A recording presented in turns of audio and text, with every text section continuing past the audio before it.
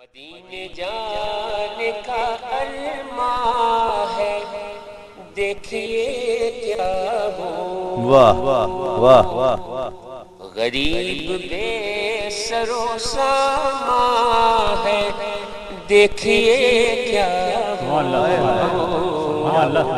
مدینے جانے کا ارمان ہے، دیکھیے کیا ہو۔ الرحمن الرحیم الحمدللہ رب العالمین والصلاة والسلام علی سید الانبیاء والمرسلین۔ ناظرین محترم السلام علیکم، آپ کا میزبان تسلیم احمد صابری پروگرام خوشبو حسان کے ساتھ حاضر خدمت ہے۔ آپ یہ پروگرام میرے ساتھ دیکھا کرتے ہیں ہر اتوار کی شب کم و بیش رات 10 بجے سے 11 بجے تک۔ ایک ایسے صاحب کتاب شاعر کا ہم تذکرہ کیا کرتے ہیں کہ جنہوں نے حضور نبی کریم صلی اللہ علیہ وآلہ وسلم کی نعت کو اپنا حوالہ اور پہچان بنایا ہو، اپنا شعار بنایا ہو، اور خوشبو حسان ان کے ہاں مہکتی ہوئی محسوس ہوتی ہو، اور ایک ایسے صاحب کتاب سخنور کہ جن کی نعتوں کا مجموعہ بھی دستیاب ہو، شائع ہو چکا ہو۔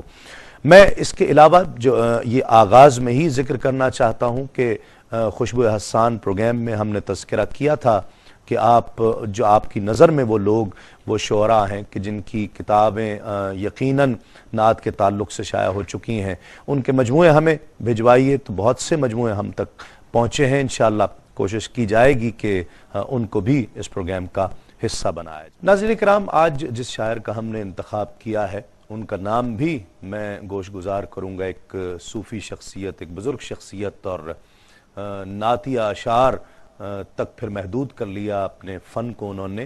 ان کا نام بھی ذکر کروں گا۔ فکر پہلے سماعت کیجئے۔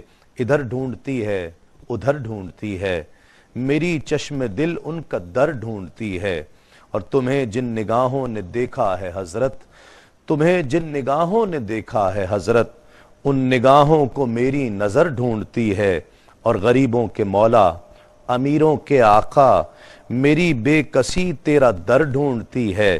یہ چشم تمنا و عشق محمد سمندر کی تہ میں گوہر ڈھونڈتی ہے، اور نظر کہہ رہی ہے جمیل حزیں کی، نظر کہہ رہی ہے جمیل حزیں کی، درے پاک خیر البشر ڈھونڈتی ہے۔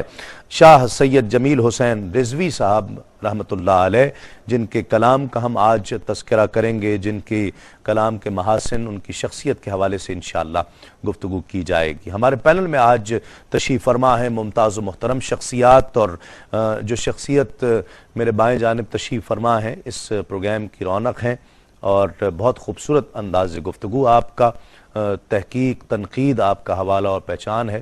ممتاز شاعر ادیب جناب خواجہ رضی حیدر صاحب ہمارے ساتھ تشریف فرما ہے۔ ان کے ساتھ تشریف فرما ہے ایک اور بہت ممتاز و محترم شخصیت، ممتاز شاعر ادیب جناب صابر وسیم صاحب ہمارے ساتھ تشریف فرما ہے۔ سید جمیل حسین رضوی صاحب کے صاحبزادے، ہمارے لیے بہت ہی محترم سید خورشید حسین رضوی صاحب ہمارے ساتھ تشریف فرما ہے۔ ان کے ساتھ تشریف فرما ہے عالمی شہرت یافتہ، خوش آواز، خوش انداز ثنا خواں، ہم سب کے بہت پسندیدہ الحاج محمد یوسف میمن صاحب۔ السلام علیکم۔ آپ مہمانوں کا بہت شکریہ۔ آغاز کرتے ہیں جمیل رضوی صاحب کے ایک کلام سے، آئیے سماعت کرتے ہیں۔ قدرت نے ان کے چہرے کو قرآن بنا دیا، قدرت نے ان کے چہرے کو قرآن بنا دیا، اہل نظر کو صاحب ایمان بنا دیا، سبحان اللہ۔ اہل نظر کو صاحب ایمان بنا دیا۔ رب نے حبیب پاک کی گلگشت کے لیے، کیا مصرع ہے، رب نے حبیب پاک کی گلگشت کے لیے روئے زمین کو چمنستان بنا دیا، روئے زمین کو چمنستان بنا دیا۔ قربان جاؤں چشمے خیال رسول کے، قربان جاؤں چشمے خیال رسول کے، اشکوں کو میرے لال بدخشاں بنا دیا، اشکوں کو میرے لال بدخشاں بنا دیا، اللہ ہر جمال محمد کی تابشیں، اللہ ہر جمال محمد کی تابشیں، آئینہ خیال کو حیران بنا دیا، آئینہ خیال کو حیران بنا دیا، ذکر جمال روح محمد سے اے جمیل، ذکر جمال روح محمد سے اے جمیل، سچ پوچھئے تو مجھ کو ثنا خواں بنا دیا، سچ پوچھئے تو مجھ کو ثنا خواں بنا دیا، قدرت نے ان کے چہرے کو قرآن بنا دیا، اہل نظر کو صاحب ایمان بنا دیا۔ ماشاءاللہ ماشاءاللہ۔ ناظرین کرام، سید جمیل حسین شاہ رضوی رحمۃ اللہ علیہ، نام سید جمیل حسین، تخلص جمیل کیا کرتے۔ آپ کے والد گرامی کا نام سید مظفر حسین شاہ۔ 1907 میں امروہہ ضلع مراد آباد یو پی بھارت میں آپ کی پیدائش ہوئی۔ ابتدائی تعلیم گھر میں ہی حاصل کی اور اس کے بعد دارالعلوم عربیہ امروہہ کے مستند اور لائق فخر اساتذہ سے مزید تعلیم حاصل کی۔ حضرت سیدنا مخدوم میاں فیض الحسن رضوی سے شرف بیعت حاصل کر کے اکتساب طریقت و معرفت کیا۔ پیر و مرشد کے وصال کے بعد ان کی ہدایت کی تعمیل پر حضرت مولانا نذیر احمد خجندی میرٹھی کی خدمت میں حاضر ہوئے۔ آپ بسلسلہ کاروبار بمبئی تشریف لے گئے، وہاں آپ نے تیار شدہ ملبوسات کی تجارت شروع کر دی۔ اسی زمانے میں شعر و شاعری کی ابتدا کی۔ کاروبار سے جو وقت ملتا وہ فکر سخن میں گزار دیتے۔ پڑھنے کا انداز بھی لہن میں پڑھتے تھے، پڑھنے کا انداز بھی بہت دلنشیں تھا۔ خطیب العلماء مولانا نذیر احمد میرٹھی خجندی کی صحبت نے شعر گوئی میں کمال حد تک پہنچا دیا۔ جب مولانا نذیر احمد 1947 عیسوی میں مستقل طور پر مدینہ منورہ تشریف لے جانے لگے تو انہوں نے اپنے شاگرد رشید کو ہدایت کی کہ آپ میری 2 ہدایتوں پر عمل کیجیے گا۔ پوچھا گیا کہ کیا؟ فرمایا اول یہ کہ اب نعت و مناقب کے سوا کچھ نہ لکھیے، اور دوسری یہ کہ میری بیٹی اور داماد کو اپنے بچوں کے ساتھ پاکستان لے جائیے۔ جمیل صاحب نے دونوں باتوں کو قبول فرمایا اور عاشقانہ شاعری بھی یک قلم ترک کر دی، اور استاد محترم کے لواحقین کو بھی اپنے ساتھ پاکستان لے آئے۔ یہاں آ کر انہوں نے اپنی تمام تر شاعری کا رنگ بدل کر مدحت سرکار دو عالم صلی اللہ علیہ وآلہ وسلم کو اپنا لیا اور پھر غزلیہ شاعری نہیں کی۔ شاہ صاحب نے اس منزل میں بڑے عزم اور احتیاط سے قدم رکھا ہے۔ جو کچھ کہا ہے سوچ سمجھ کر اس طرح کہا ہے کہ نعت گوئی کا حق ادا ہو۔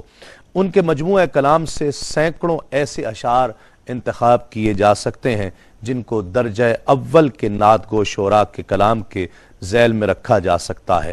آپ کے 2 مجموعے شائع ہوئے، ایک اوصاف ختم المرسلین اور پھر آپ کے وصال کے بعد در مقصود شائع ہوا۔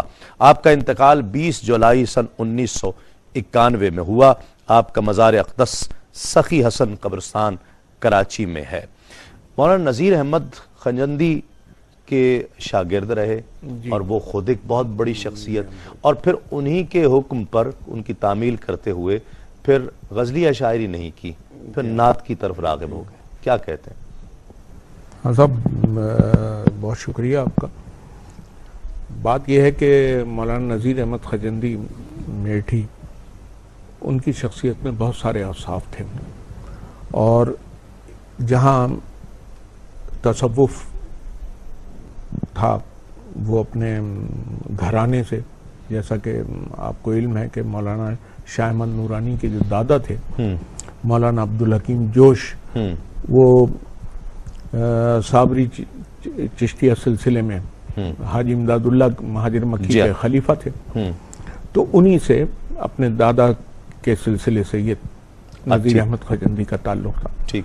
آپ اس زمانے میں، جس زمانے میں آپ بمبئی میں تھے، اور تو ہندوستان کی جو مجموعی صورتحال تھی، قومی صورتحال، وہ ایسی تھی کہ اس وقت مسلمان ایک نشاط الثانیہ کے لیے جد و جہد کر رہے تھے. ہر طرف سے مسلمانوں پر افتاد اور ابتلا کا تھی، سلطنت عثمانیہ پر حملے ہو رہے تھے. اس لیے مولانا نذیر احمد خجندی کا جو قومی ضمیر تھا وہ بہت بیدار ہوا، اور آپ نے سیاست میں حصہ لینا شروع کیا. اور اس حد تک سیاست میں حصہ لیا کہ تحریک خلافت اور تحریک ترک موالات میں آپ بڑے نمایاں نظر آتے ہیں اس زمانے میں. اچھا، لیکن ادب بھی آپ کا ایک شعبہ تھا، اور یہ ادب اتنا ایسا شعبہ تھا. ٹھیک ہے، بعد میں وہ تصوف کی طرف جب بہت زیادہ راغب ہو گئے تو انہوں نے ادب سے کنارہ کشی اس اعتبار سے اختیار کی کہ عاشقانہ اور بہاریہ شاعری سے گریز کیا. لیکن یہ کہ وہ اس حد تک تھے کہ آپ دیکھیں کہ مرزا غالب اردو کے ایک بہت بڑے شاعر، تو مولانا نذیر احمد خجندی بر صغیر میں پہلے آدمی تھے جنہوں نے مرزا غالب کے نام پر ایک بمبئی سے ماہنامہ رسالہ نکالا، اور جو عرصے دراز تک جاری رہا، جو ماہنامہ غالب کے نام سے نکلا تھا. یہ ایک ان کا ایک ادب دوستی جو ہے. جی ہاں. پھر جیسے میں نے سیاست کے حوالے سے بات کی تو قائد اعظم محمد علی جناح سے بہت قرب رہا ان کا، اور جب اس زمانے میں جبکہ قائد اعظم محمد علی جناح تنہا ہو گئے تھے، ان کے ساتھ لوگ نہیں تھے، اس وقت بھی مولانا نذیر احمد خجندی جو تھے وہ قائد اعظم کے ساتھ رہے. حتیٰ کہ یہ ہوا کہ 1946 میں جب قائد اعظم کی 70ویں سالگرہ منائی جا رہی تھی بمبئی میں، بہت بڑا جشن ہوا، تو اس میں مولانا نذیر احمد خجندی نے اسٹیج پر آ کر قائد اعظم کے لیے ایک نظم بھی پڑھی تھی جو مختلف کتابوں میں موجود ہے. تو یہ ان کے بڑے اوصاف تھے مولانا نذیر احمد خجندی کے. تو ایک ایسے بڑے آدمی کے دامن سے وابستگی جو اس نے جمیل حسین رضوی صاحب کی تربیت کی اور شعر کے حوالے سے تہذیب کی، اور وہ اس منزل میں پہنچے کہ جہاں آج ہم اور آپ ان کے بارے میں ایک نعت گو شاعر کی حیثیت سے گفتگو کرنے کا اعزاز حاصل کر رہے ہیں. محاسن کے حوالے سے بھی گفتگو کریں گے. صابر صاحب کیا کہتے ہیں؟ ہمارے سامنے ہیں اوصاف ختم المرسلین بھی اور در مقصود بھی. کیا شاعری کو اگر بحیثیت فن آپ دیکھ رہے ہیں تو کیسے دیکھ رہے ہیں؟ اس کے محاسن اسلوب کو کیسے دیکھ رہے ہیں؟ دیکھیے، نعت کے حوالے سے پہلی چیز تو عشق رسول ہوتی ہے. جی ہاں. اور چونکہ ان کو ان کے استاد نے ہدایت کر دی تھی کہ آئندہ آپ غزلیہ شاعری نہیں کریں گے، صرف حمد و نعت یا منقبت وغیرہ لکھیں گے، تو ان کا سارا شعری فن جو تھا وہ پھر نعت کی طرف ہو گیا. تربیت غزل کی تھی. ہاں، اصل میں وہ بنیادی تربیت شاعری کی جو ہوتی ہے وہ بنیادی تربیت ان کے اندر موجود تھی، اور انہوں نے وہ سارے محاسن، شعری محاسن، ان کو نعت کی طرف منتقل کر دیا. نعت منقبت یعنی مذہبی شاعری کی طرف. تو اس لیے ان کی نعت میں جگہ جگہ بڑے اچھے اشعار پائے جاتے ہیں، بڑے اچھے محاسن. وہ سارے جو غزل کا حسن ہوتے ہیں وہ سب نعت کا حسن بن گئے ان کی شاعری میں آ کے. میں آپ کو ایک شعر پیش کر رہا ہوں ان کا. دل ملا سرکار پر ایمان لانے کے لیے، دل ملا سرکار پر ایمان لانے کے لیے، سر ملا ہے ان کے قدموں پر جھکانے کے لیے. اب اس میں آپ دیکھیں کہ شعری محاسن جتنے بھی ہو سکتے ہیں شاعری کے، وہ سارے اس نعت ٹھیک۔ کہ شعر کے اندر آپ کو واضح طور پر جھلکتے ہوئے غزل نظر کی آئی چاشنی بھی ہے، سلاست بھی ہے، بالکل بالکل، سلاست، روانی، جی ہاں۔ اور سب سے بڑا جوش اور جذبہ اور ایک پولیٹک فورس جو ہوتی ہے وہ اس میں نعت میں داخل ہو گئی۔ واہ واہ، تو یہ ان لوگوں کا ہی کمال ہوتا ہے کہ جو شاعری کو، نعتیہ شاعری کو اپنی زندگی کا حصہ بنا لیتے ہیں۔ واہ، اس کے واہ۔ بعد انہوں نے کبھی بھی نعت سے ہٹ کر کوئی اور مذہبی شاعری سے ہٹ کر کوئی شعر نہیں کہا۔